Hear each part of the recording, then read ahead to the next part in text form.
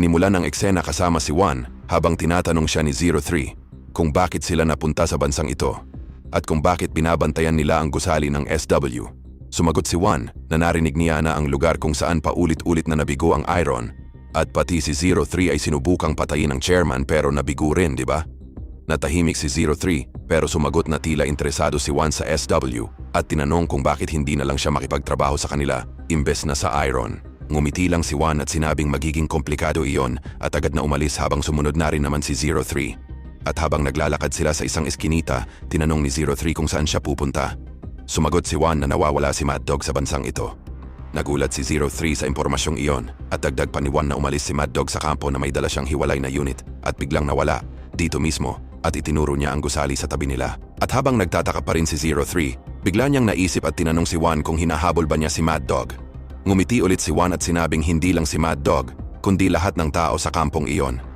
Nagulat si 03 at dagdag ni Juan na hindi ba halata. Sinubukan nilang patayin siya.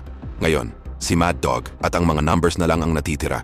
Natahimik si 03 at lumapit si Juan sa kanya at sinabing kung hindi pa siya nahiwalay sa numbers, patay na siya ngayon. Subalit habang nagugulat ulit si 03, sinabi ni Juan na hindi na mangyayari yon dahil pinakausap na niya siya sa Iron. Samantalang biglang may lumitaw na tao at tinawag si Juan na boss. At habang lumalapit si Juan sa taong iyon, naisip ni 03 na may baka pala si Juan. Samantalang sinabi naman ng tauhan ni Juan na tapos na nilang imbestigahan ang lahat at gaya ng inaasahan nila. Samantala, habang tinitingnan nila ang gusali, sinabi ni Juan na namatay si Mad Dog dito kasama ang mga tropang dala niya at iyon ay sa kamay ng mga numbers. Nagulat si 03 at sinabing alam niyang patay si Mad Dog pero hindi niya alam na dito ito nangyari. Sumagot si Juan na una. Naisip niya na baka nagpanggap lang si Mad Dog na patay at nagtago. Pero pagkatapos mag-imbestiga, sigurado siyang dito siya namatay. Pero may napansin siyang kakaiba. Nagtataka si 03 at sinabi ni Juan na bakit si Mad Dog pumunta rito ng mag-isa at kasama ang mga taong hindi naman taga-kampo at bakit siya tinapos ng numbers dito. Natahimik si 03 at nagpatuloy si Juan na hindi rin magandang lugar ang bansang ito para magbarilan, kaya ibig sabihin may bagay na hindi dapat malaman ng kampo. Pumuwesto si Mad Dog sa itaas at pinigilan ang kalaban na umaakyat mula sa ibaba. Iisa lang ang kalaban na nakipaglaban siya ng ganoon kadesperado.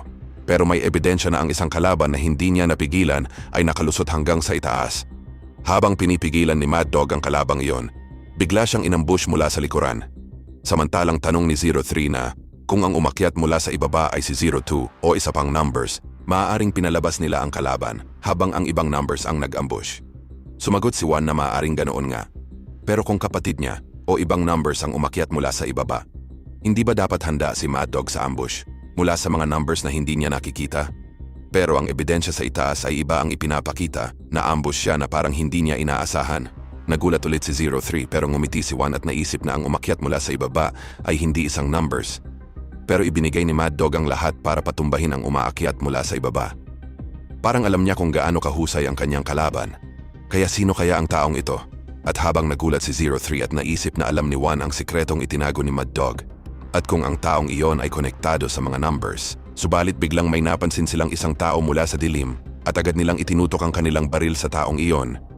At lumabas na si 02 ito, kaya nagulat ng sobra si 03. At habang nakangiti si Juan sa nangyayari, may dalawa pang lumitaw mula sa likuran at ito ay sina 04 at 08. Habang nakangiti si Juan sa pagkikita sa mga dating kasama, hindi pa rin makapaniwala si 04 na buhay pa ang taong ito.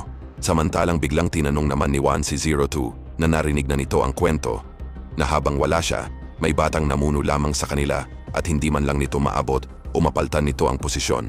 Dapat daw itong mahiya. Pero sumagot si 02 na hindi siya nandito para sa tsismisan at tinanong kung bakit sila hinahabol ni Juan. Sinabi ni Juan na siyempre, para burahin ang kampo sa balat ng lupa, kasama na si 02 dahil doon siya lumaki. Subalit sumagot lamang si 02 na mabuti dahil narinig nilang buhay pa si Juan kaya plano rin nilang burahin siyang muli. Natawa ng malakas si Juan sa sagot na iyon, pero bigla niyang pinitik ang kanyang mga daliri at biglang lumitaw ang kanyang buong grupo sa bawat sulok. Sinabi ni Juan na sila ang kanyang sariling sinanay, hindi tulad nila na kalahati lang ang husay dahil sa walang kwentang training. Samantalang makikita na may iba pang numbers na lumitaw mula sa likuran ni 02 habang pinapanood ang nangyayari. Pero biglang may lumitaw mula sa itaas, natatakpan ang mukha, kaya nagulat ang lahat at napansin nilang si Eugene iyon. Habang nagtataka sina 04 at 08 kung bakit naroon si Eugene, sinabi ni Juan na ang mga iyon ay malamang ibang numbers na hindi na niya kilala. Nagtataka rin si 03 kung sino iyon at nahihirapan siyang makita dahil madilim at natatakpan ng mukha. Tahimik lang si 02 at sinabi ni Juan na pareho pala silang naghanda para sa isa't isa. Kung magbarilan sila ng walang ingat ngayon, malaki ang magiging pinsala, kaya sa susunod na lang nila ito tatapusin. Imbes na lumaban, mag-hello na lang daw muna sila sa isa't isa. At habang tahimik na iniisip ni 02 kung ano ang ibig sabihin ni Juan, agad na kinausap ni Juan ang taong nasa likuran niya at humakbang ito pasulong. Sabay sabi kay 02 na narinig na niya ang kwento nito mula sa boss at gusto niyang makita kung ano ang kaya nitong gawin. At naging seryoso si 02, pero biglang humakbang si 04 at sinabing tigilan na ang walang kwentang usapan at siya na raw ang dapat lumaban sa taong iyon. Sinimula ng eksena ng humakbang si 04 sa gitna at sinabing kung sino ba ang taong iyon para humusga sa husay ng iba. Pero sinabi ng lalaking nagngangalang Sue na umalis siya dahil wala siyang interes sa husay ni 04. Naging seryoso si 04 at sinabi ni Juan kay Sue na si 04 ay tipo ng taong nabubuhay para sa laban ng kutsilyo. At pagdating sa laban ng kutsilyo, siya ang nangunguna sa mga numbers. Narinig iyon ni Sue at agad na kinuha ang kanyang kutsilyo. Sabay sabing siya na raw ang haharap kay 04. Nakangiti si Juan at sinabing magiging masaya ito dahil si Sue ang pinakamahusay na manlalaban ng kutsilyo sa kanyang team. Ngumiti rin si 04 at sinabing dapat nga itong maging masaya. Naghanda sina Sue at 04 para sa laban habang tahimik na nanonood ang iba. Agad silang sumugod papunta sa isa't isa. May kutsilyong mabilis na lumapit sa mukha ni 04 pero nakaiwas siya at makikita rin na ang kutsilyo ni 04 ay malapit na sa leeg ni Sue pero nakaiwas din ito ng perpekto. Nagpatuloy sila sa pagpapalitan ng atake at kitang-kita sa kanilang mga mukha na pareho silang seryoso sa laban na ito.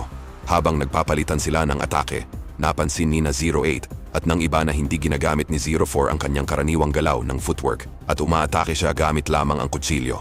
Ganon din ang ginagawa ng kalaban. Naisip din ni 03 na ito ay isang laban na umaasa lamang sa matinding bilis ng reaksyon at paningin sa paligid. Bumalik sa laban at makikita na parehong nagbigay ng sugat sina 04 at Sue sa isa't isa. Habang nasasabi naman ng ibang grupo ni Juan na pareho silang halimaw.